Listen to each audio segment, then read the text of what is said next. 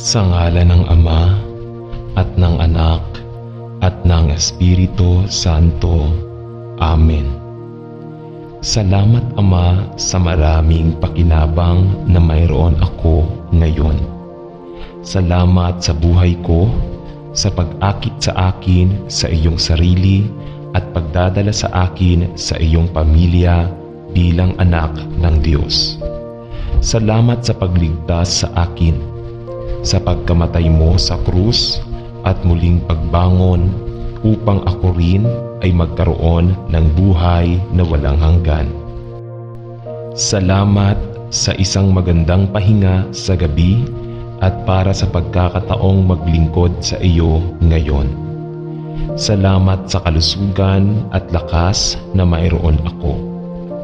Sa pagsisimula ko ng isang bagong araw, nagpapasalamat ako sa iyo na ang iyong mga awa ay bago at sariwa tuwing umaga.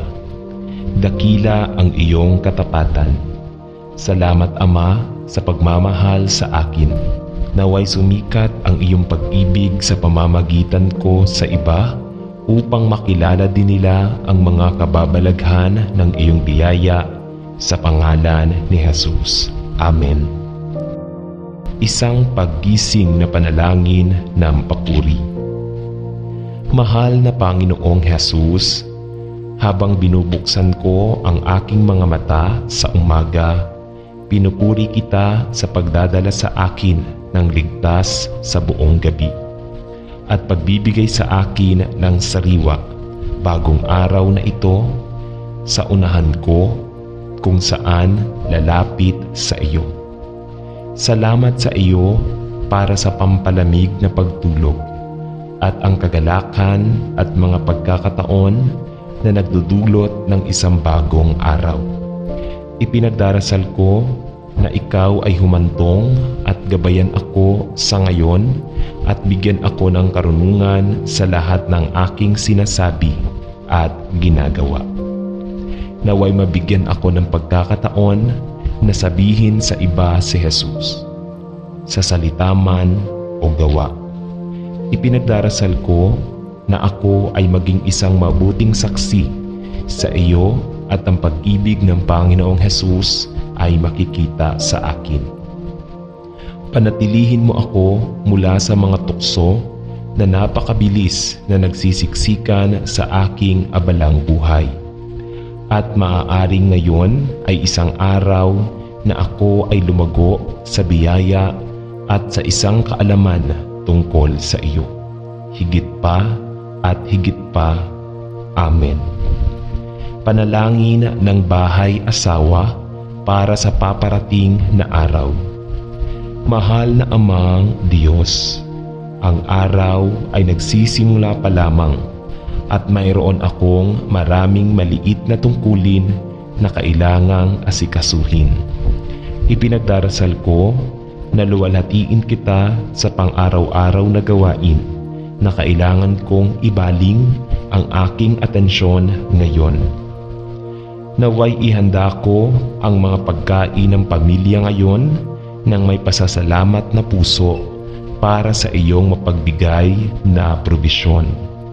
Maging kasama ang lahat ng mga nahaharap sa kahirapan ngayon at hinihiling ko na sa iyong awa ay ibigay mo rin ang kanilang mga pangangailangan.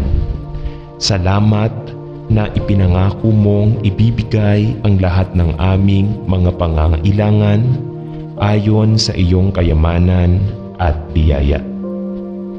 Gusto kong pasalamatan ka para sa tahanan na iyong ibinigay para sa aking pamilya at sa akin.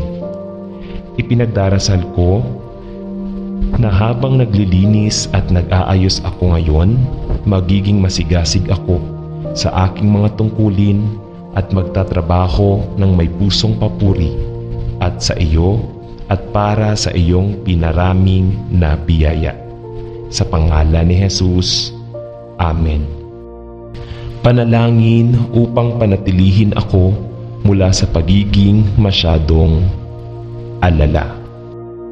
Mahal na Panginoon, simula ng araw na ito, tulungan mo akong panatilihin ang mga mata ng aking puso sa iyo at naway hindi ko isakripisyo ang talagang mahalaga para sa kung ano ang nakikita kong apurahan.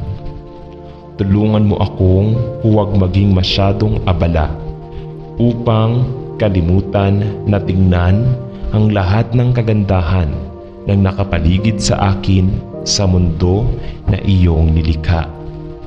Tulungan mo akong hindi magmadali na hindi ako nakikinig sa iyong maliit na boses.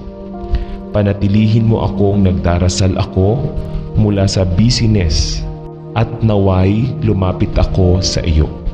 Sa pangalan ni Jesus ay nagdarasal ako. Amen. Hayaang makita sa akin si Jesus. Mahal na Panginoong Jesus, ipinagdarasal ko na sa pagharap ko sa isang bagong araw, maaari kong ipakita ang iyong kagandahan sa mga bagay na aking sinasabi at ginagawa. Dalangin ko na ibigay mo sa akin ang pag-ibig na nasa iyong puso upang maibigay ko ang iyong pagmamahal sa iba. Dalangin ko na bigyan mo ako ng isang bagay ng iyong karunungan upang matulungan ko at hikayatin ang mga taong nakakasalamuha ko ngayon. Dalangin ko na bibigyan mo ako ng isang bagay ng iyong pasensya upang maipakita ko ang parehong biyaya at awa sa mga nahihirapan o nasiraan ng loob. Dalangin ko na ipagkaloob mo sa akin ang iyong biyaya upang ako ay maging kasangkapan upang patawarin ang mga pang-iinsulto o kawalang ingat ng iba sa akin. Ipinagdarasal ko na sa lahat ng bagay ay makita ka sa akin at sa iyong pangalan ay nananalangin ako. Amen. Ang aking panalangin para ngayon. Mahal na Diyos, ipinagdarasal ko na ngayon ay mabilis akong purihin ka sa lahat ng sinasabi at ginagawa ko at mabagal na punahin. Ipinagdarasal ko na mabilis akong hikayatin ang iba sa halip na magreklamo. Ipinagdarasal ko na maging mabagal akong magalit o masiraan ng loob. At naway magkaroon ako ng pusong mabilis magpatawad at hindi pumuna o humatol. At Diyos, ipinagdarasal ko na maging bukas palad din ako sa aking pagbibigay at hindi makasarili sa mga bagay na akin. Ipagkaloob mo sa akin ngayon na maging isang tunay na pampatibay loob sa lahat ng aking nakikilala at tulungan akong ilayo ang aking dila sa anumang hangal na salita na maaaring makapinsala o makapagpahina ng loob. Salamat sa buhay na ibinigay mo sa akin ngayon. Dalangin ko na magdala ako ng karangalan sa iyong pangalan ngayon, sa pangalan ni Jesus. Amen. Lakas upang mabuhay ang isang buhay na nakalulugod sa Diyos. Tulungan mo ako, Panginoon, na gumising tuwing umaga na ang mga mata ng aking puso ay nakatingin kay Jesus at ang mga iniisip ng aking isipan ay nakatuon sa Kanya. Ipinagdarasal ko na maibigay ko ang lahat ng tungkulin ng araw sa iyong mga kamay upang ang iyong kamay ay nangunguna at magabayan ako sa lahat ng desisyon na aking ginagawa. Paganahin akong lumapit sa araw na ito nang may pananabik na gawin ang mga bagay na nakalulugod sa iyo. Isang pagpayag na harapin ang mga paghihirap na maaaring tumawid sa aking landas ngayon at karunungan upang sabihin ang katotohanan sa pag-ibig. Bigyan mo ako ng pasensya sa lahat ng maaari kong matugunan ngayon. Ilayo mo ako sa mga hangal na salita at naway magpakita ako ng pagpipigil sa sarili at katarungan at karunungan sa lahat ng mga pangangailangan at pangangailangan na maaari kong makaharap habang tumagal ang araw. At panatilihin mo ako sa perpektong kapayapaan sa buong araw na ito habang ang aking isip ay nananatili sa iyo. Tinatanong ko ito sa pangalan ni Jesus. Amen. Lakas upang mabuhay ang isang buhay na nakalulugod sa Diyos. Tulungan mo ako, Panginoon, na gumising tuwing umaga, na ang mga mata ng aking puso ay nakatingin kay Jesus at ang mga pag-iisip ng aking isipan ay nakatuon sa iyo. Kung paano tayo nagagalak ngayon habang hinahangad natin ang iyong pagpapala sa mga bagong ina, nakakapasok lang sa hangganan ng pagiging ina at nagsimula ng kanilang paglalakbay sa buhay na may mahalagang bagong panganak na ipinagkaloob ng iyong kabutihan at biyaya.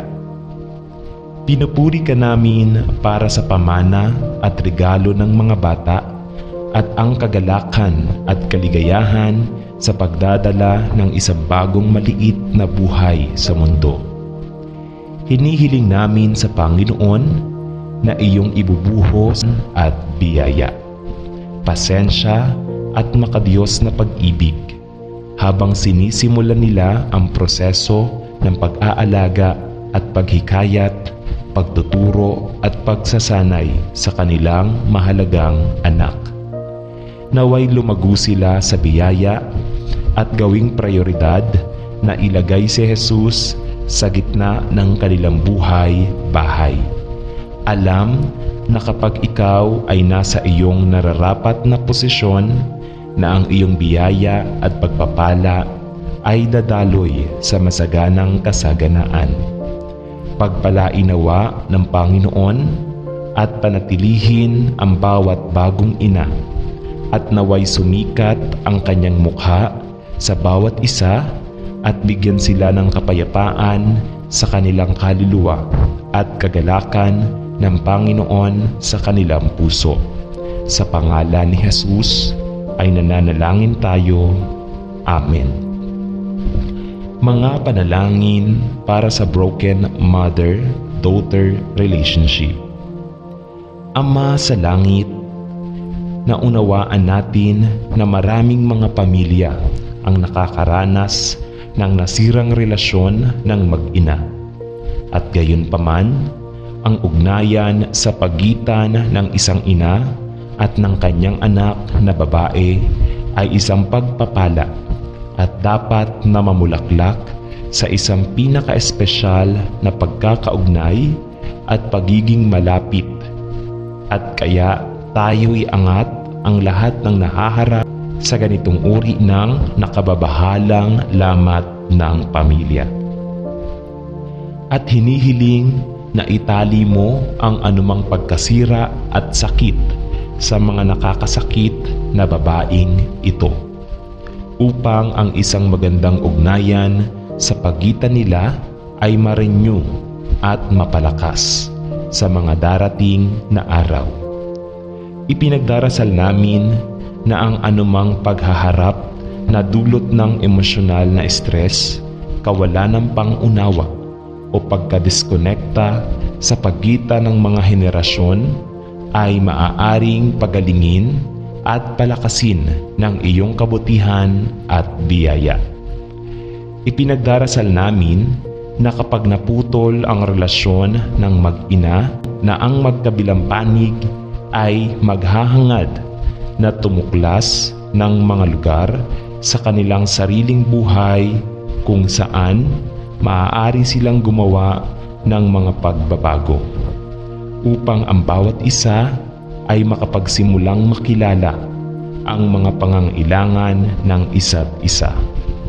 At sa paggawa nito ay bumuo ng espesyal na pagkakalapit sa pagitan ng isang ina at ng kanyang anak na babae na maaaring maging kapaki-pakinabang.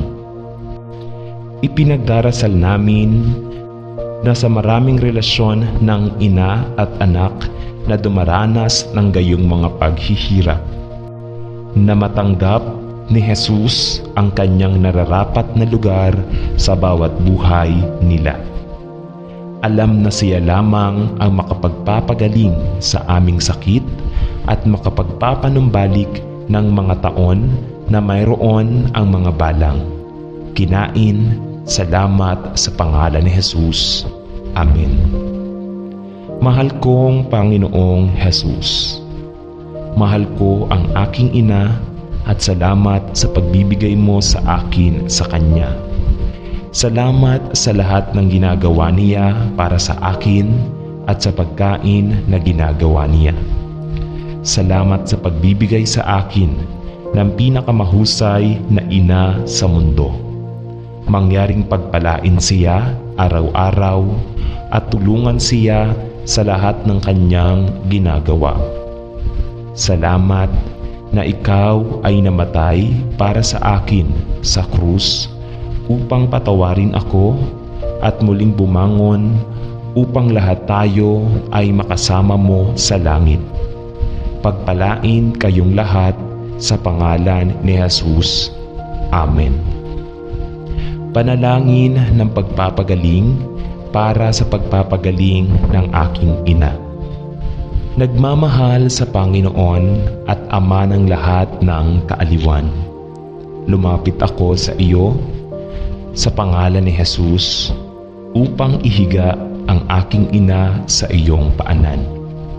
Alam na siya ay nakasama sa habang panahon.